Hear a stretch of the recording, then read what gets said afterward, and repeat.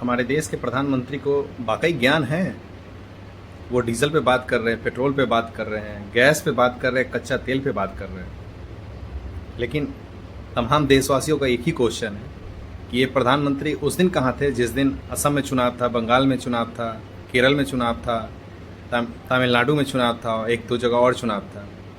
तो प्रधानमंत्री कभी दिखते थे बंगाल में, कभी दिखते थे उसी दिन दिखते थे असम में, उसी दिन दिखते थे तमिलनाडु में। तो क्या ये हवा में उड़ के जाते थे कि रावण का इनके पास वो उड़ने वाला बेग था? उस दिन इनका दिमाग नहीं काम कर रहा था क्या कि ईंधन कम यूज़ करे, कम इस्तेमाल करे? इतनी बड़ी बड़ी रैलियाँ सभाएं जब करते थे तो उसमें जो आदमी आता था या जिसको ही बुलाते थे या ये जो जाते थे तो क्या पानी भर के जाते थे? उस दिन पेट्रोल डीजल नहीं लगता था। मानना पड़ेगा हमारे प्रधानमंत्री को ज्ञान है। ज्ञान तो इतना है कि आदमी आज तक कभी प्रेस कॉन्फ्रेंस नहीं किया, आज तक कभी किसी रिपोर्टर को उसको आज़ादी के हिसाब से क्वेश्चन करने नहीं दिया।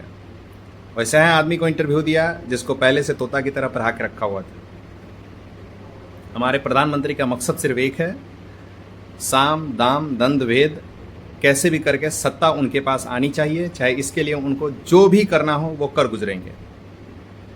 कहा तो ये भी जाता है कि आज तक हमारे देश में जितनी चुनावें होती हैं, चाहे वो स्टेट हो चाहे वो सेंट्रल का हो, सबसे ज़्यादा अगर पैसा पानी की तरह बहाते हैं तो यही बहाते हैं महादेव। तो कहाँ से लाते हैं इतने पैसे?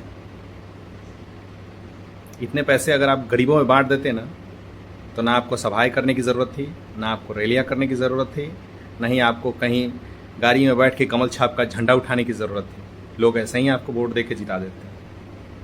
लेकिन अभी आपको लोगों की ज़रूरत नहीं है, बस लोग सिर्फ हुजूम जमा करना है, बाकी तो आप साम दाम दंड भेद करके जीत ही लीजिएगा। तो देश के लिए आपने सोचा है, अच्छा किया, लेकिन ये सोच आपके लिए, आपने जो ये सोचा है ये गलत है। आप अपने फ़ायदा का सोचते हैं और हमेशा अपने स्वार्थ के लिए जिए हैं। जीते रहिएगा और मेरी शुभकामनाएं हैं आपको।